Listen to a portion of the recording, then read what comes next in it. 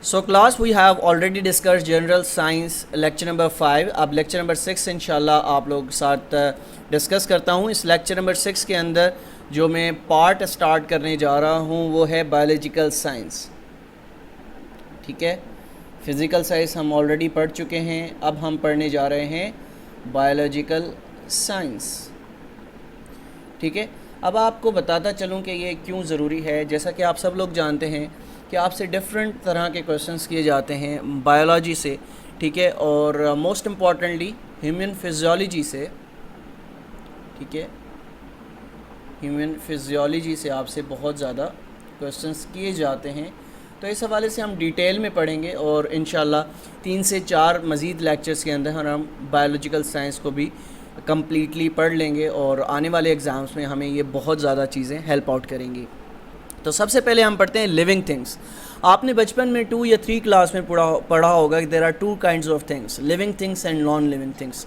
Non living things वो चीज़ें जो कि जानदार नहीं हैं, लिविंग थिंग्स वो चीज़ें जो कि जानदार हैं। अब जानदार सिर्फ हिलने वाली चीज़ नहीं है, लाइक जिस तरह से आप एनिमल को देख लें, ये मूव ऑन करते हैं, ठीक है, एक जगह से दूसरी जगह जाते हैं, obviously they are living things. जिस तरह हम इंसान हैं, हम भी लिविंग थिंग्स हैं, ठीक है।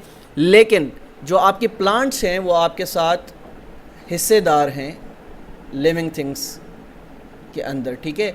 अब आप देख रहे होंगे कि प्लांट्स तो वैसे मूव नहीं करते लेकिन ये जानदार हैं, ठीक है। तो इंशाल्लाह हम प्लांट्स को भी थोड़ा सा डिस्कस करेंगे, लेकिन ज़्यादातर फोकस हमारा ह्यूमन फिजियोलॉजी पर होगा, ठीक है। Matter can be classified into living things and non living things, बचपन से पढ़ते हुए आ रहे हैं, ठीक है। All living things must contain protoplasm, हर एक चीज़ जो कि जानदार है उसके अंदर क्या चीज़ मौजूद होगी, उसके अंदर प्रोटोप्लाज्म यूज़ होगा, प्रोटोप्लाज्म मौजूद होगा। अब material absolutely necessary to perform functions of life, ठीक है। प्रोटोप्लाज्म क्या है? वो ऐसा सब्सटेंस है जो कि हमारे फंक्शंस हैं लाइफ के, उनको परफॉर्म करने में बहुत ज़रूरी है, ठीक है। Protoplasm is total content of the living cell. अब सेल के हवाले से आपने बचपन से पढ़ा होगा, cell is the fundamental unit of life, cell is the fundamental unit of life, यानी बहुत ज़रूरी हिस्सा है हमारी ज़िंदगी का, यानी लाइफ का the most important part of our life is cell, ठीक है। यहाँ तक चीज़ आपको समझ आ गई होगी, हम मज़ीद आगे बढ़ते हैं। अच्छा, cells are the smallest building blocks of all living organisms, जितने भी लिविंग ऑर्गेनिजम्स हैं उसके स्मॉलेस्ट बिल्डिंग ब्लॉक्स हैं, इसके बगैर ज़िंदगी पॉसिबल नहीं है। Which include both plants and animals, plants में भी सेल्स पाए जाते हैं और एनिमल्स में भी पाए जाते हैं, ठीक है। All living things contain carbon as an essential element, हर जानदार के अंदर कार्बन मौजूद होता है एज एन एसेंशियल एलिमेंट। उसके बाद करेक्टरिस्टिक्स ऑफ लिविंग ऑर्गेनिजम्स। अब करेक्टरिस्टिक्स क्या है लिविंग ऑर्गेनिजम्स की, हम कैसे जानें कि ये एक ज़िंदा चीज़ है या लिविंग ऑर्गेनिज़म है, तो उसके लिए ये आपको चीज़ें पता होनी चाहिए। ये पार्ट्स लेफ़्ट साइड पर आप देख रहे होंगे पार्ट्स होंगे और राइट साइड पर उसके फंक्शंस मौजूद हैं। रेस्पायरेशन, सांस लेना, living organisms respires, they inhale and exhale, ठीक है। तो लिविंग ऑर्गेनिजम्स के अंदर एक निशानी होगी कि वो सांस लेंगे। फिर है nutrition, they need food to provide energy for all life processes, उनको फूड रिक्वायर्ड होगी, उनको एनर्जी रिक्वायर्ड होगी। किस लिए रिक्वायर्ड होगी? कि वो जो प्रोसेसेस हैं उसको कंप्लीट कर सकते हैं। फिर है ग्रोथ, ग्रोथ ही नहीं बढ़ना। अब जो लिविंग ऑर्गेनिज्म होगा, आप एनिमल देख लें, आप इंसान देख लें, आप प्लांट देख लें, ये ग्रो करते हैं। They increase in weight and size, इनका साइज़ भी बढ़ेगा, इनका वेट भी बढ़ेगा। फिर होती है रिप्रोडक्शन, यानी आगे नस्ल बढ़ाना। They produce of springs which resemble themselves, आप एनिमल्स को देख लें, आप इंसानों को देख लें, इनके अंदर एक रिप्रोडक्शन सिस्टम यूज़ होता है जो कि अपनी आगे नस्ल बढ़ाता है। फिर होता है रिस्पॉन्स, रिस्पॉन्स से क्या मुराद है? They are sensitive internal and external influences और स्टिमुलाई, इनके अंदर ऐसे रिस्पॉन्सेस मौजूद होते हैं जो कि आपको यानी क्या प्रोवाइड करते हैं। यानी अब इंसान के अंदर मैं आपको बताता चलूँ कि देर आर 5 सेंसेस, ठीक है, उनके रिस्पॉन्स हैं। अगर मैं आपको हिट करता हूँ किसी चीज़ से तो आपको पेन होगा, आप उसका रिएक्शन देंगे, आप क्राई करेंगे, आप रोएंगे, आप चीखेंगे, चिल्लाएंगे, ठीक है। और एक्सक्रीशन क्या है? Excretion they yield waste products for disposal. ठीक है, अब जो चीज़ आपने कंज्यूम की है ऑब्वियसली उसको बाहर भी निकलना है, तो उस प्रोसेस को एक्सक्रीशन प्रोसेस कहते हैं। ठीक है, ये जानदारों में मौजूद होता है। फिर मूवमेंट, ठीक है, प्लांट्स में आप देखेंगे कि मूवमेंट ना होने के बराबर होती है। कुछ प्लांट्स ऐसे होते हैं जो कि थोड़ी सी जगह चेंज करते हैं, मूव करते हैं हल्का सा, यानी ना होने के बराबर। They are able to move. आप इंसानों को देख लें, आप एनिमल्स को देख लें, तो ये एक जगह से दूसरी जगह मूव कर सकते हैं। तो ये किस चीज़ की करेक्टरिस्टिक्स हैं? ये लिविंग ऑर्गेनिजम्स की करेक्टरिस्टिक्स हैं। अच्छा, the sciences which deals with the living organisms are called biological sciences. जो भी लिविंग ऑर्गेनिजम्स को साइंस डील करती है उसको क्या कहा जाता है? उसको बायोलॉजिकल साइंस कहा जाता है। अब चंद एक ब्रांचेस जो कि आपने बचपन से पढ़ते हुए आ रहे होंगे 8th 9th क्लास में साइंस की बुक्स में, तो वो थोड़ा सा पढ़ लेते हैं, उसको आपके रिफ़्रेश हो जाएगी जो नॉलेज है। Zoology deals with the study of animal kingdom. फिर biochemistry deals with the chemical processes of living organisms. Physiology deals with the functioning of the various organs of living organisms. Hygiene deals with the health and its preservation. Pathology deals with the disease. Entomology branch of zoology that deals with the insects. अब यहाँ से MCQs पूछे जाते हैं different, आपसे ये इस चीज़ के बारे में पूछा जाएगा कि स्टडी ऑफ डिज़ीज़ को क्या कहा जाता है, स्टडी ऑफ डिजीज़ को कहा जाता है पैथोलॉजी कहा जाता है। फिर माइक्रोबायोलॉजी को क्या कहा जाता है? Study of minute living organism including bacteria and protozoa को माइक्रोबायोलॉजी कहा जाता है। इसी तरह से साइटोलॉजी पूछा जा सकता है। ठीक है, cytology deals with the structure and functions of cells and their components. फिर पूछा जा सकता है हिस्टोलॉजी क्या है? Science of organic tissues of animals और प्लांट्स। फिर ह्यूमन बायोलॉजी पूछा जा सकता है, study of life supporting process in human being. ठीक है, तो इस तरह की चीज़ें आपसे पूछी जा सकती हैं। अब सबसे पहले थोड़ा सा जिक्र कर लेते हैं प्लांट किंगडम का। हम इसको इतना डिटेल में नहीं पढ़ेंगे क्योंकि जो आपके कंपेटिटिव एग्जामिनेशंस हैं, जो वन पेपर MCQs हैं, वहाँ पर जो स्पेशली फोकस किया जाता है वो ह्यूमन फिजियोलॉजी पे किया जाता है और प्लांट्स किंगडम से बहुत कम क्वेश्चंस किए जाते हैं। लेकिन हम थोड़ा सा इसको पढ़ लेते हैं अपनी नॉलेज के लिए। There are nearly 500,000 species of plants on earth. 500,000 यानी 50 लाख से ज़्यादा स्पीशीज़ प्लांट के हवाले से मौजूद हैं ज़मीन पर। They take their own food using simple raw material and energy from the sun से एनर्जी ली जाती है। फोटोसिंथेसिस का प्रोसेस आपने ऑलरेडी पढ़ा होगा 8th क्लास में, तो वो यूज़ किया जा सकता है। Plants required water to grow. इनको पानी चाहिए होता है कि ये आगे ग्रो कर सकें। फिर plants obtain water from soil through roots. किसके ज़रिए हासिल किया जाता है पानी? रूट्स के ज़रिए हासिल किया जाता है। ये भी इंपॉर्टेंट MCQs से पास्ट एग्जाम्स में आता रहा है। देन अब ये रूट्स जो हैं वो क्या है? पानी को जज्ब करती हैं। Then it passes up the stem. फिर ये स्टेम तक जाता है to the leaves and flowers. ठीक है, तो ये सारे प्लांट के अंदर ये पानी फैल जाता है और इसको ट्रांसपोर्ट करने वाली जो चीज़ यहाँ पर मौजूद होती है वो रूट्स होती हैं। उसके बाद the 3 main parts of the roots are leaves and the stem. Roots, leaves and stem. ठीक है, the 3 main parts of plants. यहाँ पे प्लांट्स इसको ऐड अप कर दीजिएगा। The 3 main parts of plants are the roots, the leaves and the stem. ठीक है, उसके बाद the main function of the roots are absorb water, minerals and translocate water and minerals. ठीक है, उसके बाद the water travels from roots to the leaves through stem. ठीक है, वाटर क्या करता है?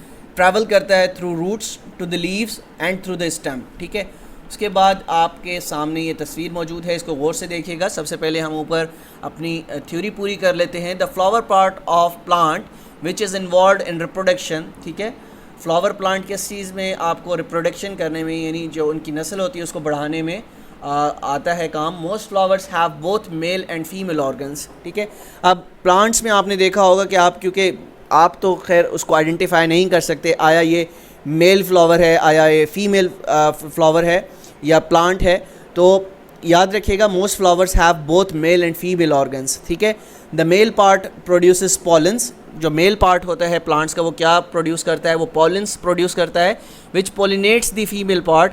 This part produces a seed from which a new plant grows. ठीक है, अब आपके सामने ये तस्वीर मौजूद होगी। A plant leaves are its food making factories containing green chlorophyll. ठीक है, ग्रीन क्लोरोफिल उसमें मौजूद होता है। They use sunlight, carbon dioxide and in the air and water in the soil to make their food. This process is called what? This process is called photosynthesis. ठीक है। अब ये रूट्स हैं, ये रूट्स की शक्ल भी आप देख रहे होंगे, ठीक है, देखने से ज़्यादा समझ आती हैं। फिर स्टेम्स आपकी, ये जो डंडी मोटा सा एक पाइप आपको नज़र आता है किसी भी प्लांट के अंदर, ये क्या कहलाता है? स्टेम कहलाती है। और लीव्स आपको पत्ते नज़र आते हैं, ये क्या कहलाते हैं? ये लीव्स कहलाते हैं। फोटोसिंथेसिस प्रोसेस क्या है? ये वाटर यहाँ से ट्रैवल होता है थ्रू स्टेम, थ्रू लीव्स यहाँ तक पहुँचता है, और क्या होता है, कार्बन डाइऑक्साइड ये लेते हैं, ऑक्सीजन खारिज करते हैं, और सनलाइट जब इन पर पड़ती है तो ये अपनी फूड बनाते हैं। उसके बाद आगे बढ़ते हैं, एनिमल किंगडम के हवाले से पढ़ लेते हैं। The animal kingdom consist of about 1.5 million species. इसमें तकरीबन 1.5 मिलियन स्पीशीज़ मौजूद होती हैं। Animals can be simply divided into 2 large groups, ठीक है, 2 लार्ज ग्रुप्स में इसको तकसीम किया जा सकता है एक्सटर्नल रिजेंबलेंस की बुनियाद पर, ठीक है, उनकी फ़िज़िकल जो वो नज़र आते हैं उसकी बुनियाद पर। These groups are invertebrates and vertebrates. इनको क्या कहा जाता है? वर्टिब्रेट्स कहा जाता है और इन्वर्टिब्रेट्स कहा जाता है। वर्टिब्रेट्स और इन्वर्टिब्रेट्स कहा जाता है। इन्वर्टिब्रेट्स कौन से होते हैं? Animals which do not have backbone. याद रखिएगा, जिन जानवरों के अंदर क्या है, बैकबोन नहीं होती, उसको क्या कहा जाता है? उसको इन्वर्टिब्रेट कहा जाता है, ठीक है। याद रखिएगा, invertebrate are those animals which do not have a backbone, ठीक है, जिनके पास बैकबोन मौजूद नहीं होती, उसको क्या कहा जाता है? उसको कहा जाता है इन्वर्टिब्रेट्स। हम आगे बढ़ते हैं। They are usually smaller in size. ये देखने में बहुत छोटे होते हैं। आप मेरे राइट साइड पर तस्वीर देख रहे होंगे, एनिमल्स विदाउट बैकबोन, ठीक है। अब ये छोटे छोटे हैं, आप देखें, ये वेल्क है, ये सी कोजम्स है, फिर सी अर्चिन है, और ये छोटे होते हैं, फ्लाई। ये सारे के सारे क्या हैं? इन्वर्टिब्रेट्स हैं। इन्वर्टिब्रेट्स जिनके अंदर हड्डी मौजूद नहीं होती, रीढ़ की हड्डी मौजूद नहीं होती, बैकबोन मौजूद नहीं होती, उसे क्या कहते हैं? इन्वर्टिब्रेट्स बोलते हैं। Most familiar examples are insects, crabs, worms and spiders. इन सब के अंदर हड्डियाँ मौजूद नहीं होती, ये क्या कहलाते हैं? इन्वर्टिब्रेट्स कहलाते हैं। The most common characteristics of insects is their ability to fly, ठीक है। Ants are interesting social insects which live in colonies either underground or in loose mounds. They are the most numerous and wide spread group of animals on the earth. अब हम पढ़ लेते हैं, आपने एक और चीज़ सुनी होगी, वर्टिब्रेट्स। अब वर्टिब्रेट्स क्या हैं? ये उसके अपोजिट है। इन्वर्टिब्रेट्स के अपोजिट क्या है? Vertebrates animals which possesses segmental backbone, जिनके अंदर सेगमेंटल बैकबोन मौजूद होती है, जिसमें फिशेस मौजूद हैं, बर्ड मौजूद है, रेप्टाइल्स मौजूद हैं, मैमल्स मौजूद है, ह्यूमन बीइंग मौजूद है, ठीक है। These are those animals which possess segmental bone। क्या चीज़ होती है इसमें? segmental bone, और vertebral column इसमें मौजूद होता है। vertebral animals are generally much bigger in size। आप देख रहे होंगे, इंसान बड़ा दिखता है, मछली बड़ी दिखती है, इसी तरह से birds बड़े होते हैं as compared to invertebrate animals। अगर हम कंपेयर करें इनको invertebrate animals के साथ, animals like cat, dogs, snakes, frogs, birds and fish और common examples of vertebrate animals के इनके अंदर रीढ़ की हड्डी या बैकबोन मौजूद होती है। अब आपने एक और चीज़ सुनी होगी, वार्म ब्लडेड एनिमल्स और कोल्ड ब्लडेड एनिमल्स में क्या फ़र्क है, ठीक है। तो ये कॉन्सेप्ट समझ लीजिए, इंशाल्लाह आइंदा आने वाले एग्जाम्स में आपको हेल्प आउट करेगा। Warm blooded animals such as mammals and birds were able to maintain their body temperature regardless of this surroundings. यानी उनको कोई परवाह नहीं होती कि उनके सराउंडिंग्स में क्या टेम्परेचर है, तो वो अपना टेम्परेचर जो है उस हवाले से मेंटेन करते हैं, उनको कहा जाता है वार्म ब्लडेड एनिमल्स। अब cold blooded animals such as reptiles, amphibians, insects and fish were not, ठीक है। अब फिश जो है, अगर उसको आप बाहर निकाल दें, तालाब से बाहर निकाल दें, तो वो अपना टेम्परेचर मेंटेन नहीं कर पाती और वो मर जाती है, ठीक है। इसी तरह से ये चीज़ें आपने याद रखनी हैं। इसके हवाले से अब आपने पढ़ना है द बेसिक ऑफ लाइफ। जैसा कि मैं आपको बता चुका हूँ, cell is the fundamental unit of life, यानी सेल के बिना ज़िंदगी पॉसिबल नहीं है, सेल के बिना ज़िंदगी इम्पॉसिबल है। तो जानदार चीज़ों के लिए सेल जो है वो बेसिक यूनिट ऑफ लाइफ है। तो इसको समझना होगा, थोड़ी सी डिटेल बता देता हूँ ताकि आने वाले एग्जाम्स में आपसे अगर पूछी जाए तो आपको इसका आंसर पता हो। Cell is basic and structural unit of all living organisms, ठीक है। It is a fundamental living unit, जो कि ऑलरेडी हम बता चुका हूँ, आपको पढ़ा चुका हूँ। और cells are so small that they can only be seen through microscope. Microscope से आप इसको सिर्फ देख सकते हैं, ठीक है। और initially the cell is discovered by Robert Hooke ने कब इसको डिस्कवर किया है, ये बहुत इंपॉर्टेंट एमसीक्यूज पूछा जाता है।